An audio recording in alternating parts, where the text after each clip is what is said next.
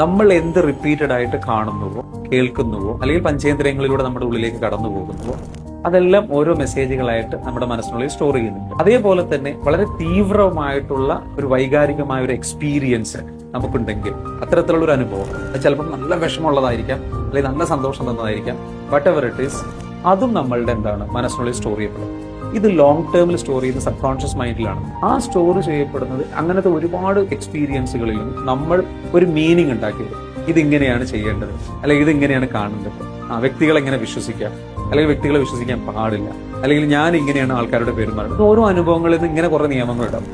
ഈ നിയമങ്ങളുടെ മൊത്തം കൂട്ടത്തിനെയാണ് നമ്മളുടെ ഒരു സ്വഭാവത്തിന്റെ അടിസ്ഥാനപരമായിട്ട് കാണുന്ന ബിലീഫ് സിസ്റ്റം എന്ന് പറയുന്നത്. നമ്മളുടെ ഒരു വിശ്വാസ കാഴ്ചപ്പാട് ലോകത്തെക്കുറിച്ച്. ഇതാണ് നമ്മളുടെ ഒരു സോഫ്റ്റ്വെയർ, ഒരു ഫോണിനൊരു ഓപ്പറേറ്റിംഗ് സിസ്റ്റം സോഫ്റ്റ്വെയർ വർക്ക് ചെയ്യുന്നത് പോലെ നമ്മളുടെ ഒരു പ്രോഗ്രാമിംഗ് സോഫ്റ്റ്വെയർ ആണ്. അപ്പൊ ഇതാണ് നമ്മളുടെ സ്വഭാവത്തെ നിയന്ത്രിക്കുന്നത്. ഈ ബിലീഫ് സിസ്റ്റം രൂപപ്പെടുന്നത്, ആദ്യഘട്ടം രൂപപ്പെടുന്നത് 0 to 8 yearsനിടയിലാണ്. അതായത് 0 മുതൽ 8 വയസ്സിനുള്ളിൽ ആദ്യ പ്രാഥമിക ഘട്ടം.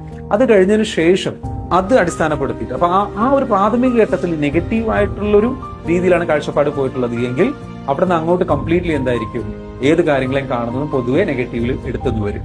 അദ്ദേഹത്തിന്റെ ലൈഫ് എപ്പോഴും ഒരു നെഗറ്റീവായ ആസ്പെക്ട്സിലൂടെ കടന്നു പോയിക്കൊണ്ടേയിരിക്കും, നെഗറ്റീവായിട്ടുള്ള റിപ്പീറ്റേഷൻ സംഭവിച്ചുകൊണ്ടേയിരിക്കും.